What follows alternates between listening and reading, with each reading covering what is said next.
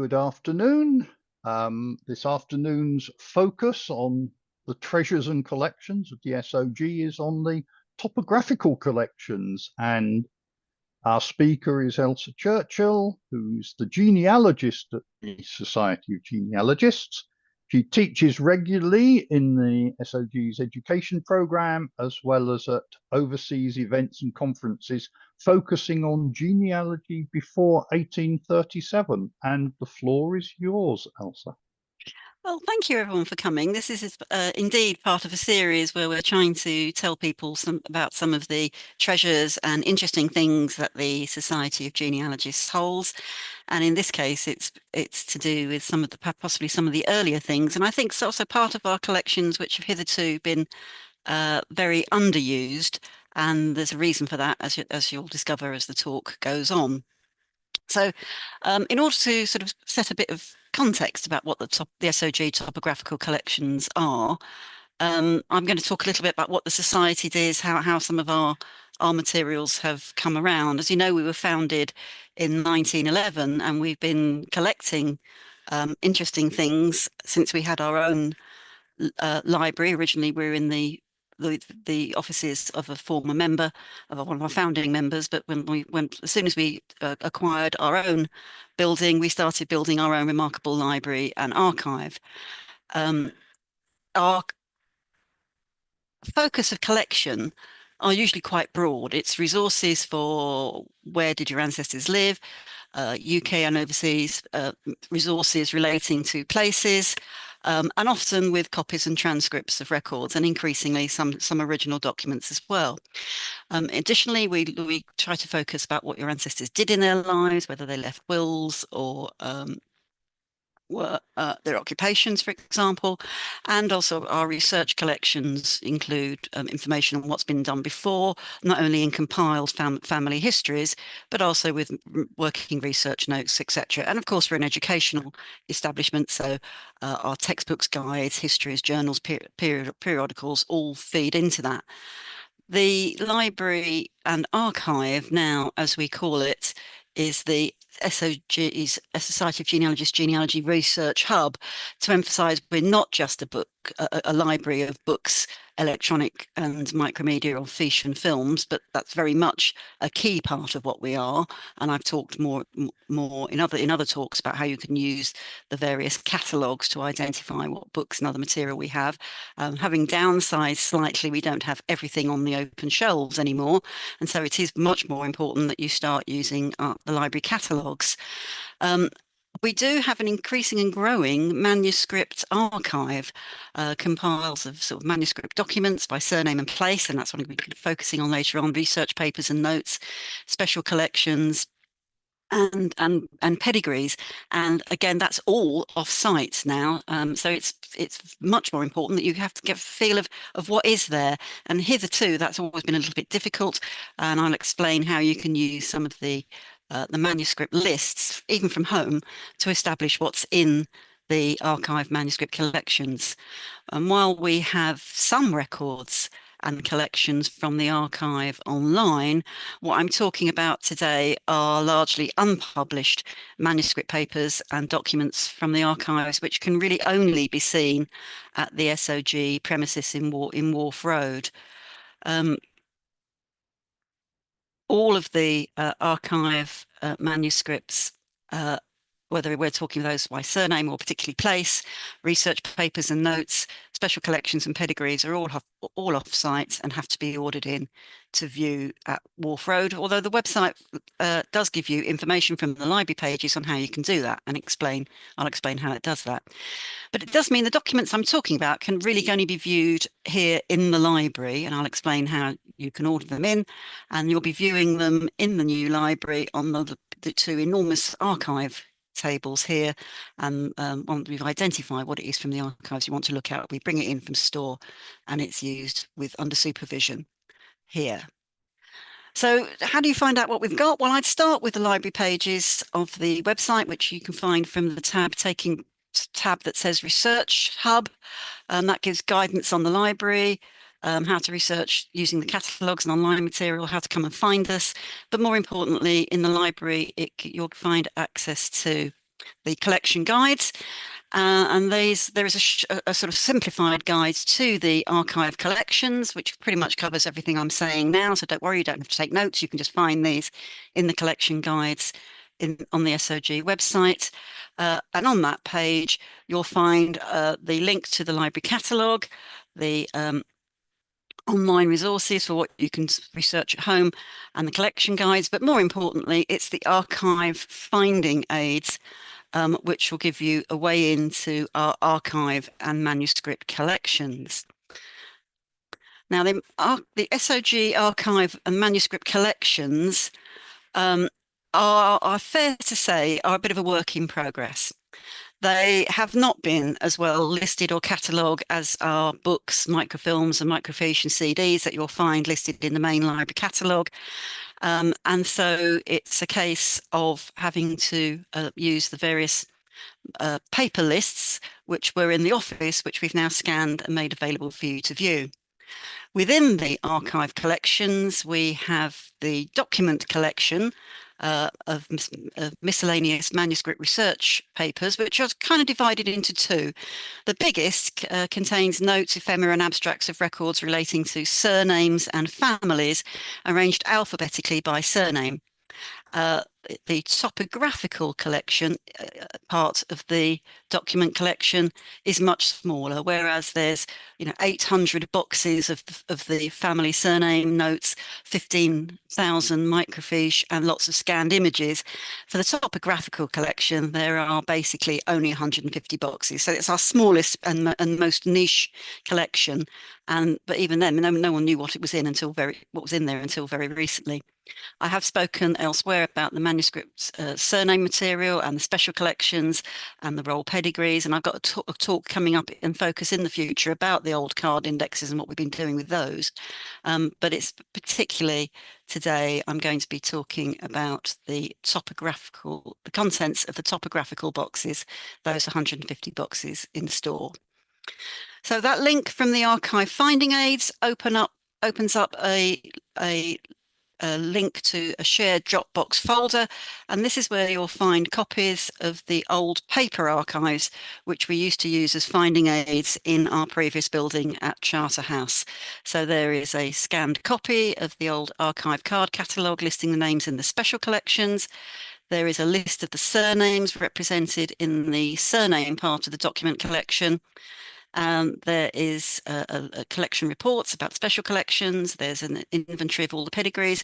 But what you want to look at for this talk is the document collection topographical collection folder, which contains collection reports recently compiled telling you what's in each of those 150 boxes. And before I go on to look at that, I think I want to talk a little bit about the background of how the document collections relating to papers and records for name and place actually came about. And this is really largely down to the work of this one individual, one of our former founding members, George Frederick Tudor Sherwood. That's an amazing name, isn't it? George Frederick Tudor Sherwood, founder and FSG, founder and fellow of the Society. And as you go through the document surname and topographical collections, you'll find that most are annotated with his most distinctive handwriting. And he was really the person who has started to assemble the manuscript collections, both by surname and place. And really sort of because he oversaw the Society from its foundation until his death in 1958. So he had those sort of nearly 50 years working, right up to the end at the Society. He's very influential in the way the manuscript collections occurred. His obituary when he died on the 22nd of February 1958 was quite remarkable. I mean, he was described as the most distinguished genealogist, the most widely known of all our founders and fellows.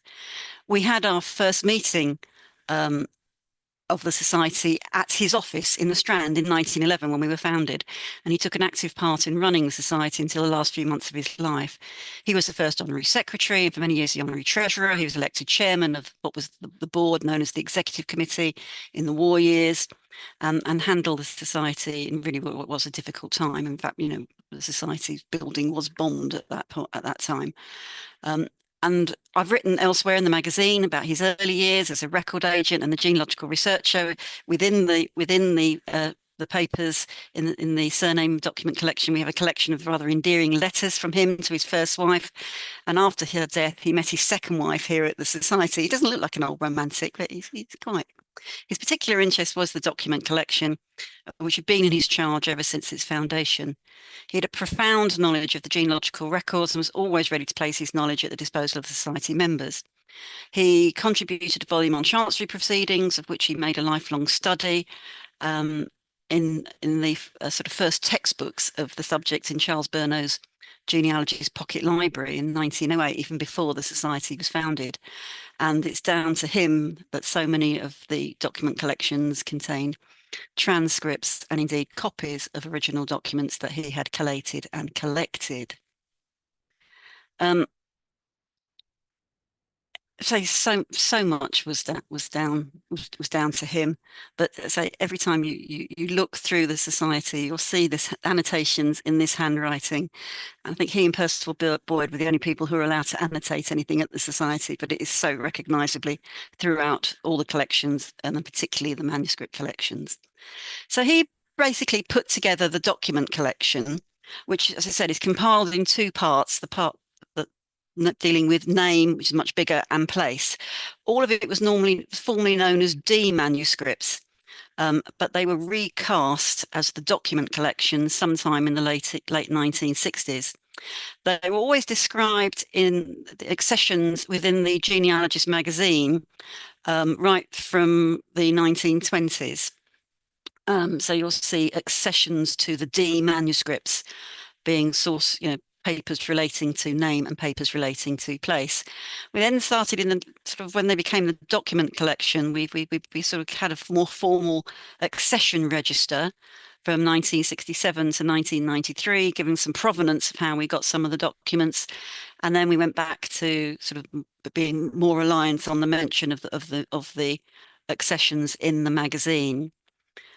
So this part, the larger part, are the sort of 1,000 boxes and the 1,500 microfiche boxes of the family papers in surname order, comprising miscellaneous research notes, extracts from records, copies of wills, personal papers and letters, all arranged by surname and family or family names.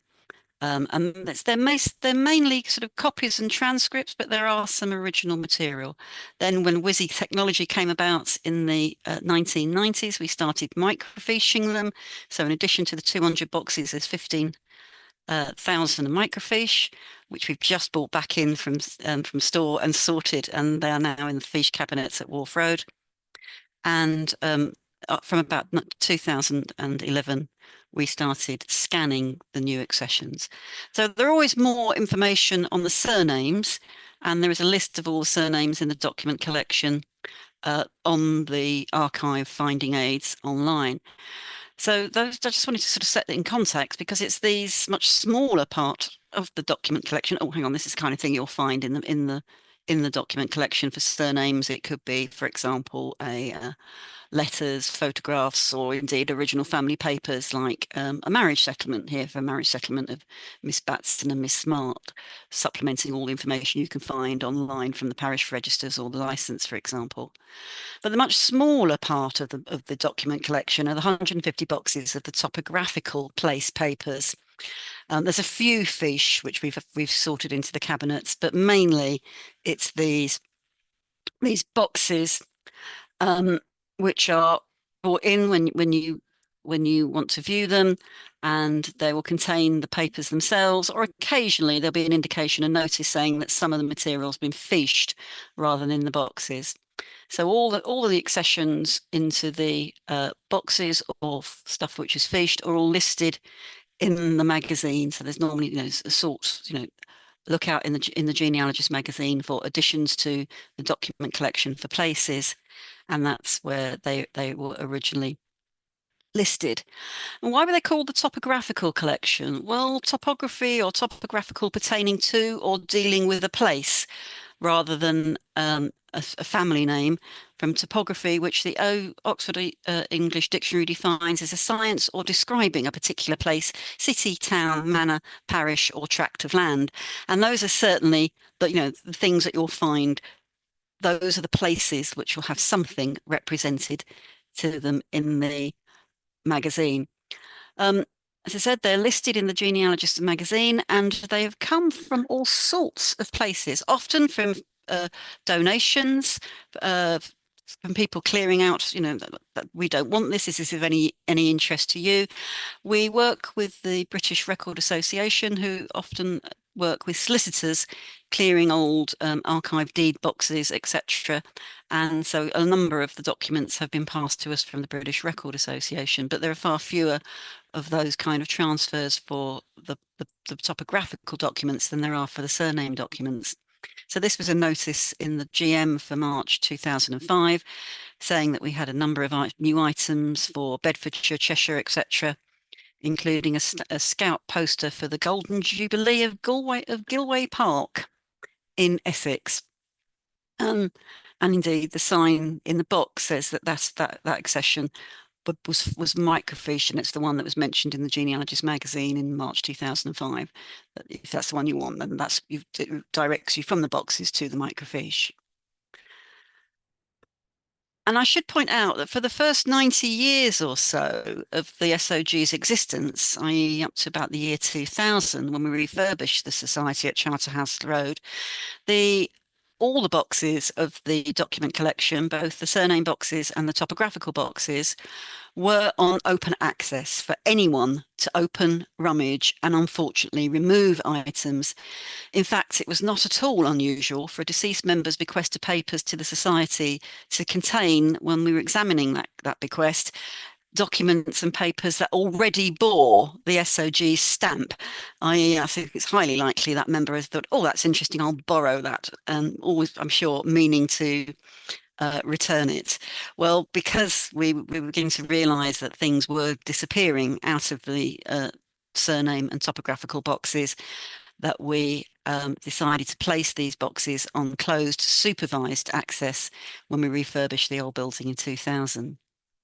And so because things had gone walkabout, you couldn't always assume that anything that had been mentioned in the accessions in the magazines or even in the accessions register were still in the boxes.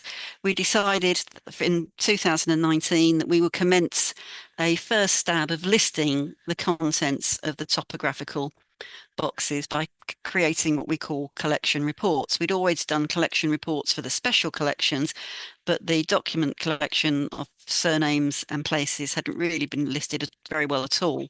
And so we undertook this project between 2019 and 2021 with only a little bit of a gap for for COVID closures, etc., to make this first pass at listing the contents into what we call collection reports.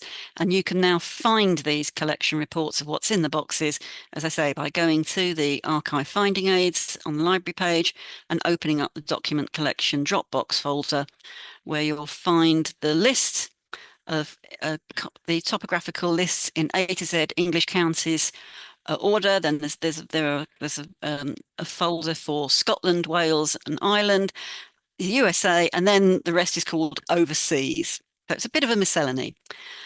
So let's take a county, for example.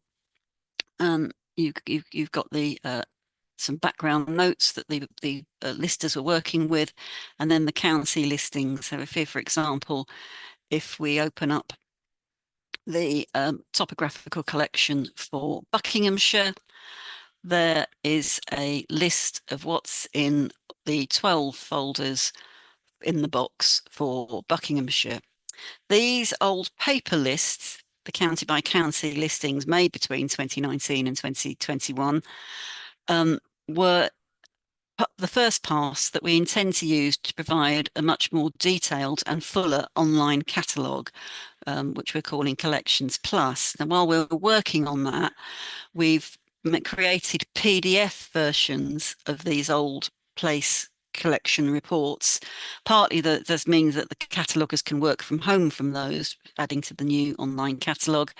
And also, it means because we've got them online for staff use, we've made them available for you to use. This is the first time you've been able to view any idea of what was in the topographical boxes from home, rather than coming in to view these paper lists in the office. So here we've got the contents of the, sorry, not the 10, not 12 folders in the boxes for the Buckinghamshire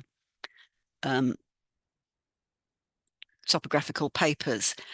They're very much a miscellany. Not every place in Buckinghamshire is represented, and the documents can range from medieval documents up to 20th century documents. Sometimes they are original documents, sometimes they are transcripts of documents, sometimes they might be a photocopy, and we don't always make that clear, but it's certainly giving you a rough idea of what parish has got something, and then so for some, what date it is. The collection reports don't include the stuff that's on microfiche. It only includes the stuff that's in the boxes. So we've still got to go back and finish off the collection reports by listing the material that's been microfiched. But that, again, that will be an ongoing thing of what we'll continue to do. So let's actually have a look to see what kind of things these documents really are. So the topographical documents can, for example, contain original records such as deeds or even copies of manorial documents. As I said, many of the documents come to us from donations or via solicitors emptying their old deed boxes. And there does seem to be a disproportionate number of things relating to manorial documents or deed, often transcribed, but indeed with some originals. So I'm guessing this was a tenant's copy of the lease of 10 messages of commons on the west side of Tabernacle Walk for the Manor of Finsbury in Middlesex. And note, the Mayor of London is the Lord of the Manor. And he's leasing these messages to Mr. Robert Winter, who's paying rent of £15 per annum in 1802. Again, a very much a lucky dip. And the second warning, I have to say, is in addition to things having gone walkabout in the past, we have deliberately removed items over the years, sometimes to add to pass things over to a record office that might be better placed to look after original documents. And we have sorted and resorted and culled them very many times over the years, and hence the listings are really what they are now, rather than what we might have been given to us 50, 60, 70 years ago. So here's from the collection reports. You can see that there are 3 boxes of documents relating to Essex, and in folder 2 there are extracts from various court rolls and indexes from Chancery and Holman's notes on Chancery for the Manor of Holstead, and a copy of the 1728 rate list. So this has been transcribed, presumably from records which might now be in Essex Record Office. You'd have to check the catalogue to see.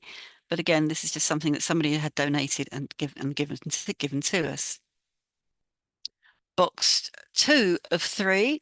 The collection report says that for St. Osyth, we have some extracts from manorial court rolls for the parish of St. Osyth relating to the manor between 1767 to 1850, presumably extracted by a clerk relating to a case in the High Court of Justice of Hyder versus Whitmore. And of course, I did look up the newspapers. It seems to be quite a juicy quarrel in 1900 between the Lord of the Manor, Mr. Whitmore, and his copyhold tenant, Mr. Hyder, who was subletting and then wanted to actually, under the change of manorial law by enfranchisement, when he wanted to come and sell his holding.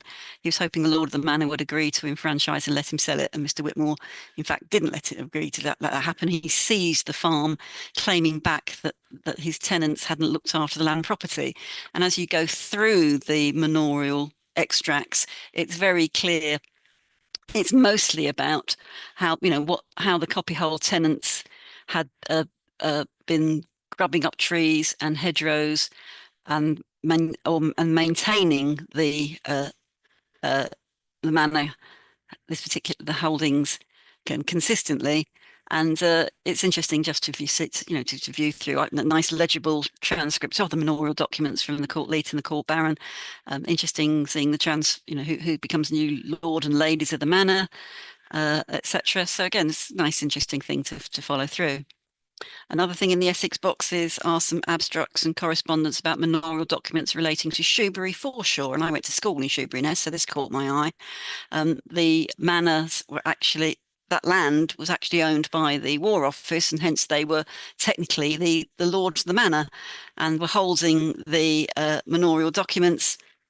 And in fact, there is a long list of an abstract of all the manorial documents from the manor of Southchurch, which includes Shoebury Foreshore. I can definitely still hear the rumbles from the MOD firing range and testing ranges, as I now live directly opposite Shoebury Foreshore on the Kent coast. So I haven't moved far away from that at all. So here's some of the lists and abstracts of the court rolls from Great Shoebury and Lesser Shoebury, and then there are abstracts of that afterwards.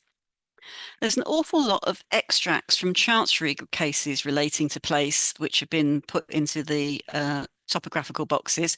Particularly, I was noticing in these Essex boxes, extracts from Chancery rolls for the reign of Charles I, taken from the C3 series of documents at the National Archives.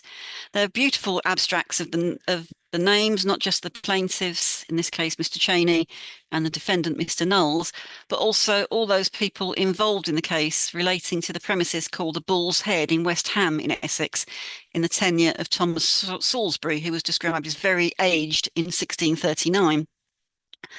These particular Chancery documents have been partially indexed on Find My Past with just the names of the plaintiff and the defendant, but it's actually this nice abstract which will make you say, oh, actually, this is really worth going up and looking at that case at the National Archives. And again, it's got George Sherwood's nice annotations on it from when he was supervising the accessions. As I say, mostly the papers are transcripts, but I wouldn't be a good enough paleographer to read a 1564 inquisition relating to the parish of Kelvedon in Essex that was transcribed and put into the boxes in 1934. And sometimes there's just notes about a place, such as this note about the research made into an engraved memorial ring found in Mr. Charles Crouch Hall's garden in Woodford in Essex, but mentioning a William Sherwood who died on the 25th of February 1776. And I'm very sure he started a conversation with George Sherwood about it, because George exasperatingly makes a note he couldn't work out who this particular Sherwood was. And I can just hear these two genealogists chuntering about it as a tea trolley was brought around the office at Chaucer House in Mallet Street, which was our third building. So again, these document collections have moved from building to building as well. As I said, the topographical papers have had quite a checkered career, and the Society has vacillated about its ability to look after original documents. We occasionally panic and think, oh, these are too fragile for us to look after. And you may often see correspondence concerning original deeds and other documents that have been removed from the collection and passed to a more appropriate record office for care and conservation, such as a note that I found in the Essex boxes about deeds from the manor of Peverils and Tiled Hall, from the Tiled Hall estates in Latchington and Aythorpe. So this is where we transferred it in 2003 to the Essex Record Office, because we felt that they were much better able to look after them than we probably were. So as I said, the topographical papers have been rearranged, resorted, and culled and withdrawn all over the years. So hence not everything that you might have found listed as being at the SoG in these boxes from the magazine might still be there. However, we do still occasionally turn up original documents. And these will be added into the document collection, such as one we were looking at. This came into us when we were sorting out boxes at Wharf Road. This is a 1634 assignment of a lease for 3 lives relating to the rectory, church, and parsonage of Mottram in Cheshire, from Sir George Booth to his son John Booth, with payments of £200 from John and £400 from Sir Anthony St John of Chester. This is probably now one of the earliest original documents within the topographical collection. So, to recap, the topographical papers at the Society of Genealogists are very much a lucky dip. They've come to us usually through donations. We're not formally an archive of official reposit, but they've come through family papers or solicitors clearing their offices, and the topographical boxes and a few fiche are really miscellaneous papers and documents, but sorted by place rather than name. There are the draft collection reports listing the contents of each box online via the SoG website library.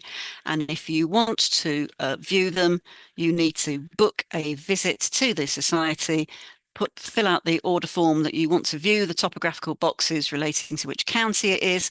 We will order those boxes in. We usually ask for a week, but we've normally got deliveries coming pretty much every day. So if it's an absolute rush, we may be able to get it in earlier. Just have a word with the librarian. I'm sure some of you might have said, oh, I know the topographical boxes, but I'm sure there are lots of you that have never even knew we had the topographical lucky dip. And genealogists do like a good rummage, so it's quite often worth just bringing the county box in and seeing what there is for any of the places that you're interested in. So I'll finish and stop sharing there.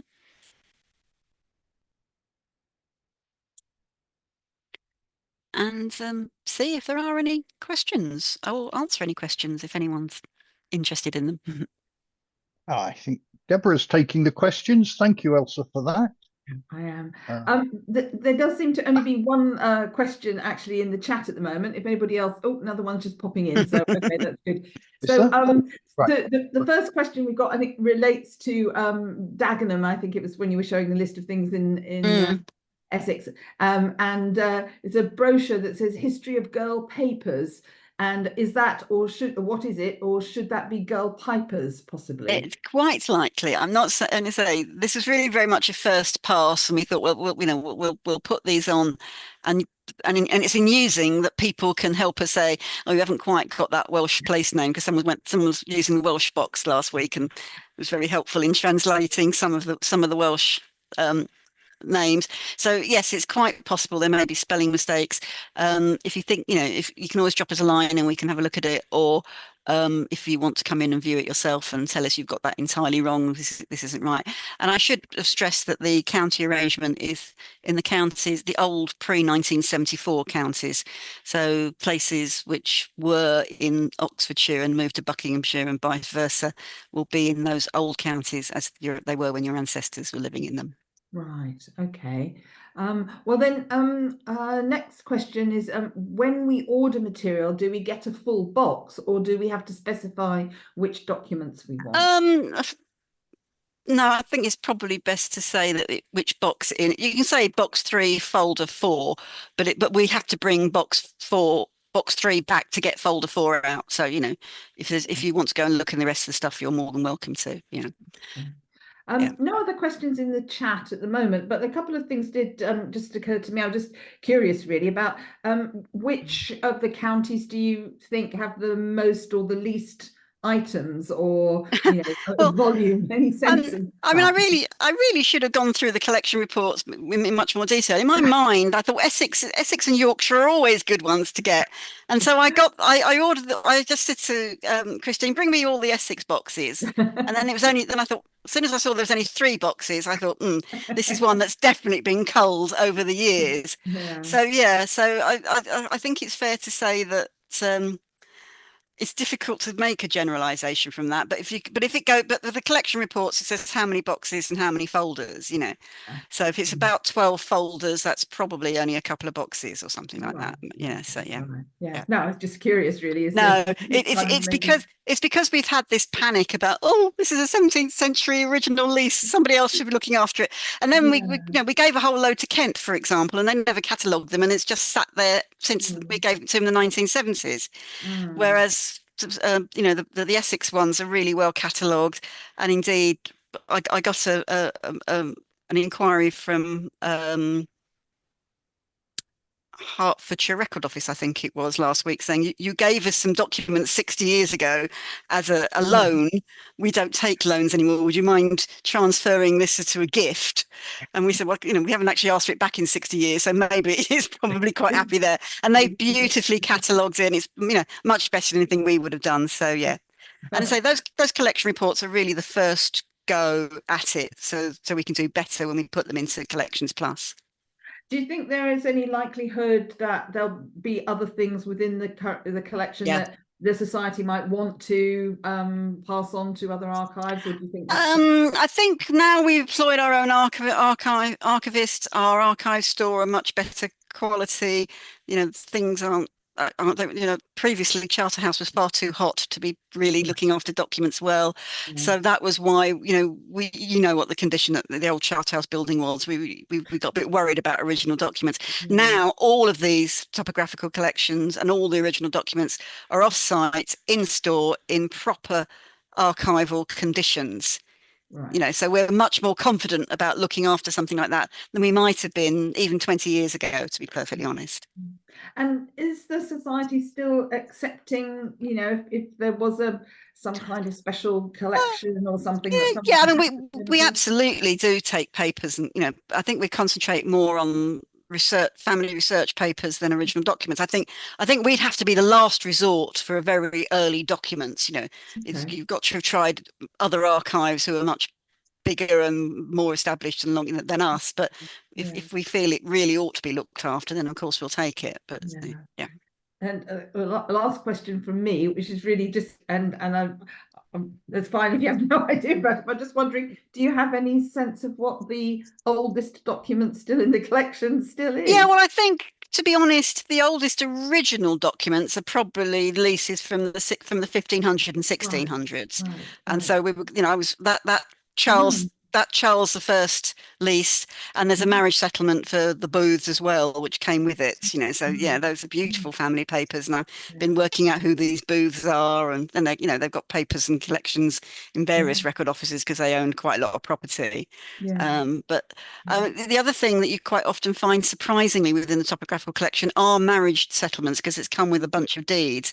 And whereas you'd have thought a marriage settlement would be something that'd be more into the surname boxes, I suppose they worked out, they put it in by place because it was part of these deeds, and they were trying, she was getting a settlement of land or something like that as well. Yeah, absolutely. Yes, I've come across similar sorts of things in the Chancery records, where there's some argument about the property, but actually there's a whole kind of background to what they were expecting to get for the marriage and all that sort of thing. So, I mean, the one thing that now the topographical collection reports have been scanned and into PDF, you can search across them, so we can see now how many of them have got deeds, and we can start to see, are these original deeds or transcripts or something like that, and we can really do that. And I was amazed just how many Chancery cases for arguments about a place there were transcribed from that, again, from the reign of Charles I there. So I was quite impressed. I was impressed about those, and that effectively they were better indexed than they are online, so that made me feel a lot better. Excellent. Well, there's just one thing just popped in. You made a reference to a Kent list being transferred to Kent. I think I've come across this. I think there might be a listing in the Kent box of what we've given there. And when I went to try and find these entries in the Kent catalogue, and I'm the first to say that I don't think that either Canterbury or the Kent Record Office archives catalogues are the easiest to use.